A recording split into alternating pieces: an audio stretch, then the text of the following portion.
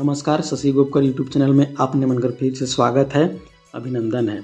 आज आपने मनकर बीच में हम एगो नया टॉपिक लेके आ ही है नी, जैसे CGL और मेंस के लिए समान रूप से बहुत ज़्यादा उपयोगी है, JPSC मेंस के लिए तो है नी। एग्जैक्ट कुछ दोस्त मनकर डिमांड रहेगी तुम क्वेश्चन आंसर फॉर्मेट में एक दूगो टॉपिक के करवाओ, तो वह चीज़ के ध्यान में रख के आज हम क्वेश्चन आंसर फॉर्मेट में जे कि JPSC मेंस में एग्जैक्टली या एकदम हूबहू आपने मैंने कैसन लिखवाएं सके बताकर कोशिश कर रही।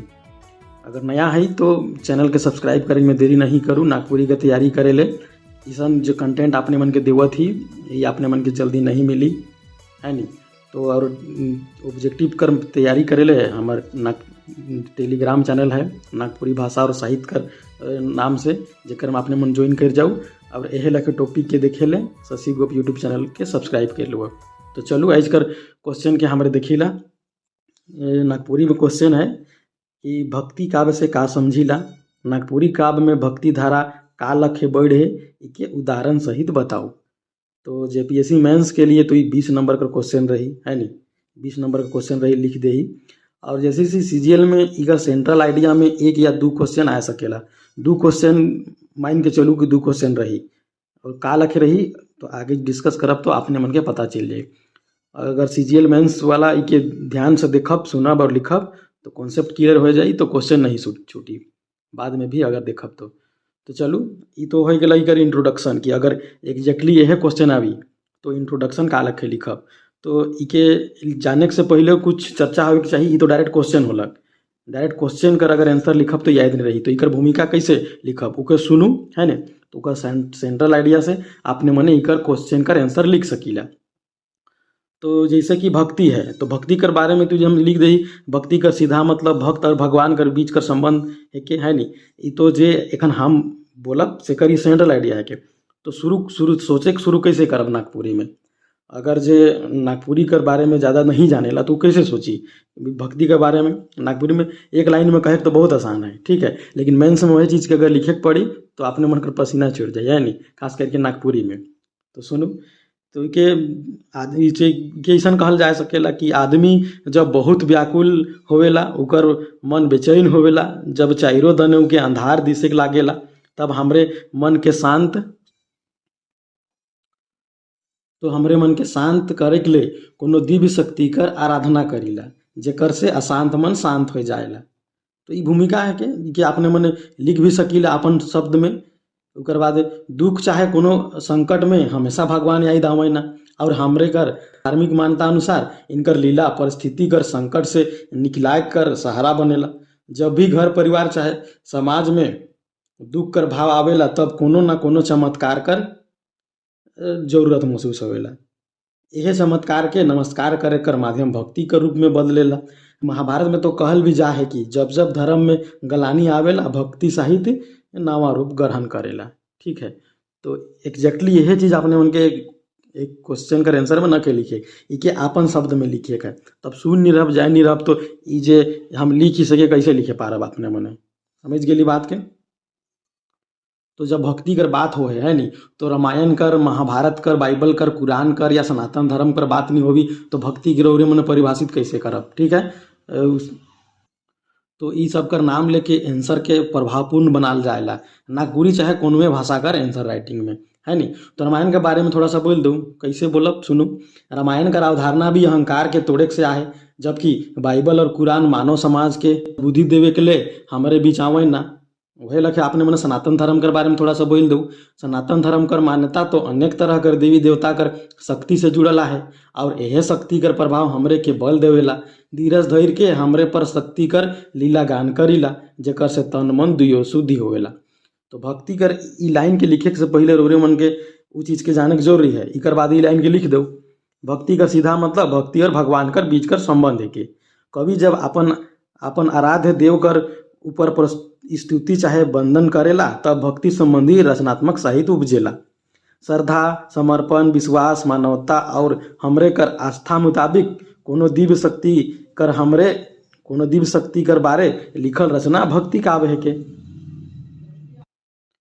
तो इतना दूर तक जो सुन ली वो बॉडी पार्ट इंट्रोडक्शन पार्ट रहे नहीं, उसके बाद बॉडी शुरू करूँ आंसर कर एक बाद लिखूँ भारतीय काव्य परंपरा में वैदिक साहित्य और पौराणिक साहित्य कर जबरदस्त प्रभाव आहे। रामायण महाभारत वेद उपनिषद पुराण कर अलावे कुरान और बाइबल कर मान्यता भी हमरे के भक्ति काव्य से जोड़ेला। नागपुरी कवि मन में भक्ति कर ई भावना के गोटेक रूप देवे कर प्रयास कर हैं जेके भक्ति काव्य परंपरा कहल जाएला। तो उतना समझल बादे इंट्रोडक्शन और बॉडी लिखल बादे है नी जे भक्ति कर दू गो जे शाखा है, जैसे कि नागपुरी काव्य में भक्ति काव्य परंपरा कर दो ही रूप मौजूद है। कौन कौन? सगुन काव्य परंपरा और निर्गुण काव्य परंपरा। इके मने इके आपने मने शुरू से सुन हो, अगर नागपुरी में लगाव है तो कि सगुन काव्य परंपरा कर कौन कवि होला, निर्गुण कर कौन कवि होला। ठीक है, तो आज कर वीडियो में हमारे सगुन काव्य परंपरा के डिटेल में देखब। कर जब पार्ट 2 आवी यह वीडियो कर तो कर में निर्गुण काव्य परंपरा देखब। तो आपने मने थोड़ा धीरज धैर्य के देखब वीडियो के, है नी। ई CGL कर वन लाइनर हम नहीं पढ़ाए लाएगी, ई JPSC मेंस कर सीधा सीधा हम क्वेश्चन के अपने मन के समझाए लाएगी। तो चलू हमरे शुरू करीला कि नागपुरी में भक्ति काव्य परंपरा कर दो रूप मौजूद हैं जो पहले बता चुकी सगुन और निर्गुण। तो आज देखी ला हमरा कि सगुन भक्ति और निर्गुण कर ऊपर विशेष चर्चा करीला थोड़ा सा। तो सगुन और निर्गुण के थोड़ा सा चर्चा कर पड़ी अपने मन के आंसर में, है नी। ये तो मेन सके लिखे तो पड़ी, तो लिखू इस तरह लिखब तो काम बनी। सगुन भक्ति में अवतारवादी देवी देवता मनक लीला गान चाहे आराधना करल जा है, अवतारवादी तो बुझीला।